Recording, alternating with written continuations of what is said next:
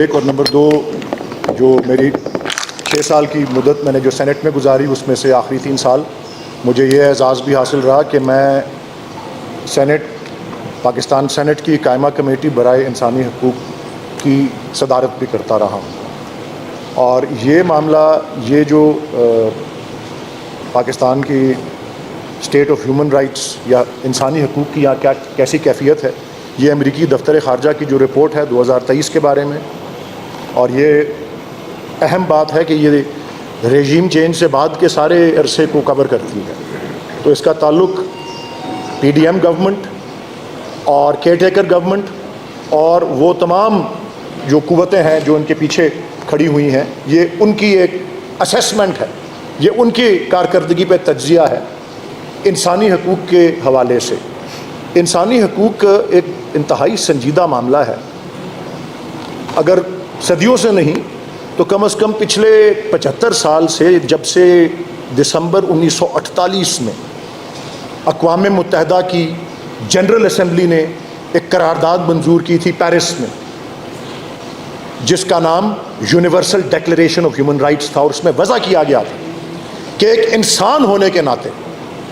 کسی بھی ملک کا وہ شہری ہو، ایک انسان ہونے کے ناطے کچھ بیسک، کچھ بنیادی، کچھ منیمم سٹینڈرڈز ہیں جو کہ دنیا بھر کو میٹ کرنے ضروری ہیں، جن پہ پورا اترنا، ایک معیار پہ پورا اترنا ضروری ہے، جس میں انسانی وقار یا انسانی ڈگنیٹی بھی آتی ہے، انسانی پرائیویسی آف دا ہوم، جس کو ہم یہاں پہ اپنے ملک میں چادر اور چار دیواری کا تقدس جو ہے یا تحفظ جو ہے وہ کہتے ہیں، مختلف سیاسی آزادیاں، آزادی اظہار رائے، بہت سے اس میں موضوعات ہیں اور معاملات ہیں۔ ہمارے ملک کے حد تک 1973 کے آئین میں پارٹ 2 کا چیپٹر 1، جو کہ ہمارے آئین کے آرٹیکلز 8 سے لے کے 28 تک ہیں، انہی میں یہی مثال جو قائم کی ہے اقوام متحدہ نے، اس کو ہم نے بھی اپناتے ہوئے اپنے آئین کا حصہ بنایا ہے۔ ان اقدار کو ہم نے 2010 میں international covenant on civil and political rights, یہ ایک بین الاقوامی معاہدہ ہے جس کو پاکستان کے قانون کا حصہ بنایا گیا ہے 2010 کی جون میں،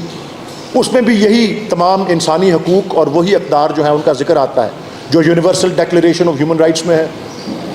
جو پاکستان کے آئین میں ہے، اور جو international covenant on civil and political rights میں ہے، اور یہی وہ موضوعات ہیں جو اس رپورٹ کے اندر جو ہے وہ کور ہو رہے ہیں۔ جتنی رپورٹ ہمارے سامنے آئی ہے وہ 100 صفحات پر مبنی ہے، اور اس میں 50-60 سے زیادہ صفحات جو ہیں وہ ان معاملات کے اوپر ہیں جو ہم آپ سے، جن کا تذکرہ آپ سے ہم کرنا چاہتے ہیں۔ آپ انسانی وقار یا ہیومن ڈگنیٹی سے شروع کر لیں تو کس طرح سے اس کی دھجیاں اڑائی گئی ہیں، اور کس طرح سے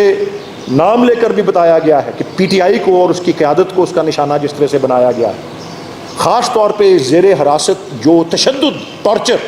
ان کسٹڈی، کسٹوڈیل ٹارچر، اور کچھ حوالوں سے اموات بھی ہوئی ہیں کسٹڈی کے اندر۔ 2022 سے پاکستان میں قانون بنا ہوا ہے جو یہ کہتا ہے کہ جرم ہے کسی کو بھی زیر حراست ٹارچر کرنا، اور اگر کوئی زیر حراست کسی کی وفات ہو جائے کسی تشدد کی وجہ سے تو وہ دفعہ 302 میں سزائے موت کا وہ جرم ہے۔ لیکن ہمارے یہاں افسوس، اور یہ رپورٹ کہہ رہی ہے، باہر والے ہم کو آئینہ دکھا رہے ہیں کیا کہ آپ کے جو قوانین ہیں، انہوں نے یہ لفظ تو نہیں استعمال کیا لیکن میں تشبیہ دیتا ہوں، یہ کیا یہی رہے ہیں کہ آپ کے قوانین اور آپ کے آئین، اور ہر موضوع کو انہوں نے پاکستان کے آئین اور قانون سے جوڑ کے کہ یہ وعدہ کرتا ہے پاکستان کا آئین، یہ وعدہ کرتا ہے پاکستان کا قانون، اور اس کی پامالی کی بات صرف کی ہوئی، اور کوئی ایسا انسانی حقوق کا کوئی معاملہ ایسا نہیں ہے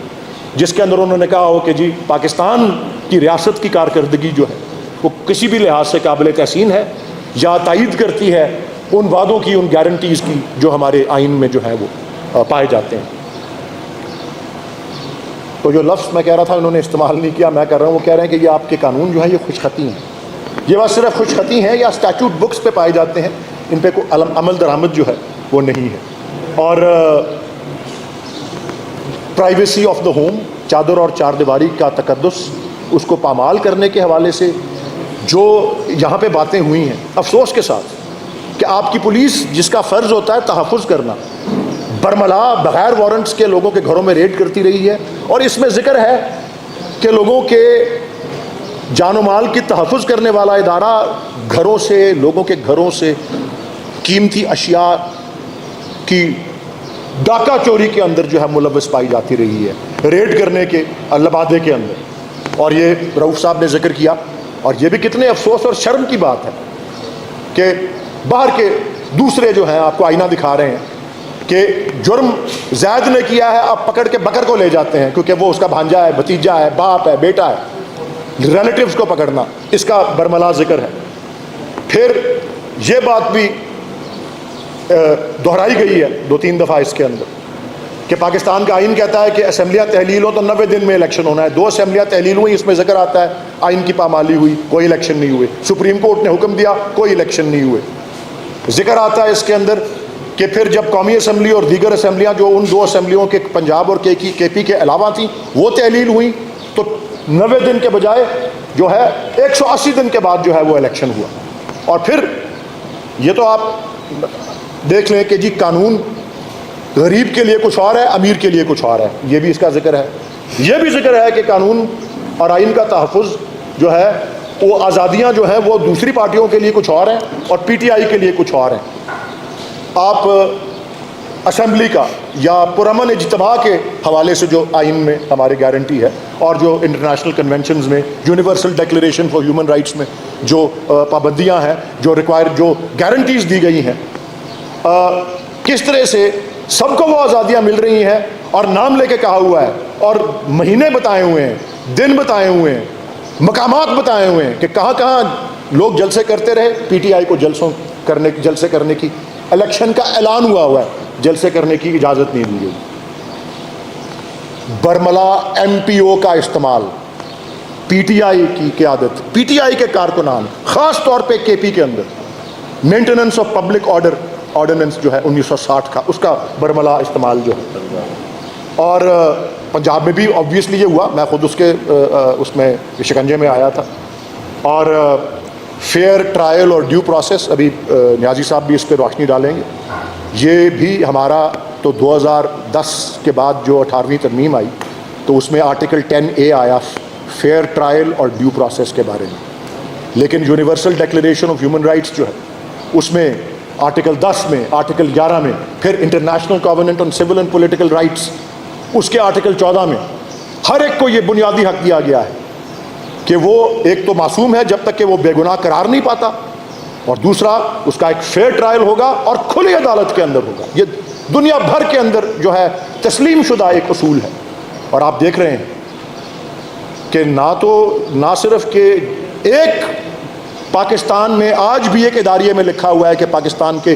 بہت سے ماضی میں سربراہان رہے ہیں، صدر رہے ہیں، وزیر اعظم رہے ہیں سابق، ان کے ٹرائل جو ہے ہمیشہ کھلی عدالت میں ہوئے تھے۔ ایک پاکستان کا واحد سابق وزیر اعظم ہے جس کا ٹرائل کھلی عدالت میں نہیں ہو رہا، اور وہ عمران خان ہے، بانی چیئرمین پی ٹی آئی۔ بند کمرے کے اندر نہ صرف ٹرائل ہو رہا ہے بلکہ اب اس کے اوپر بھی مزید پابندیاں لگائی جا رہی ہیں کہ آپ کوئی بیانات نہیں دے سکتے، یہ بیانات شائع نہیں ہو سکتے۔ آزادی اظہار رائے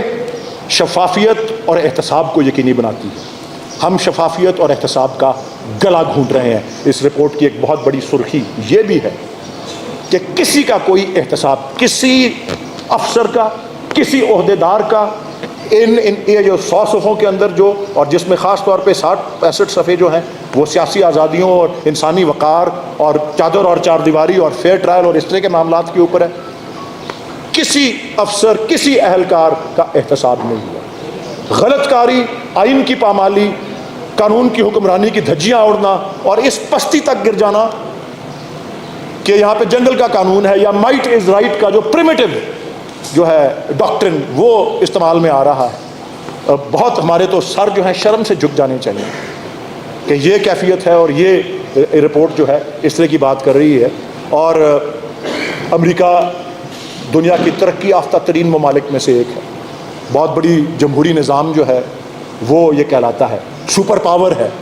کس طرح پہنچتی ہیں قومیں یہاں تک؟ وہ آئین بناتی ہیں، اپنے آپ کو آئین دیتی ہیں اور اس آئین کے اوپر عمل درآمد کرتی ہیں۔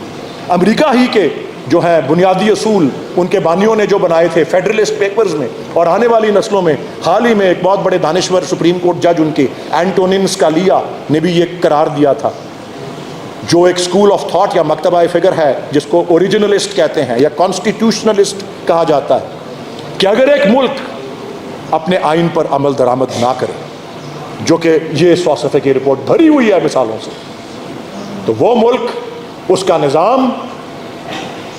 کس کیفیت میں گر جاتے ہیں؟ وہ 2 لفظ استعمال کرتے ہیں، ٹرنی جبر اور کیاس یعنی کہ افراتفری یا انتشار۔ اللہ تعالیٰ پاکستان کا حامی و ناصر۔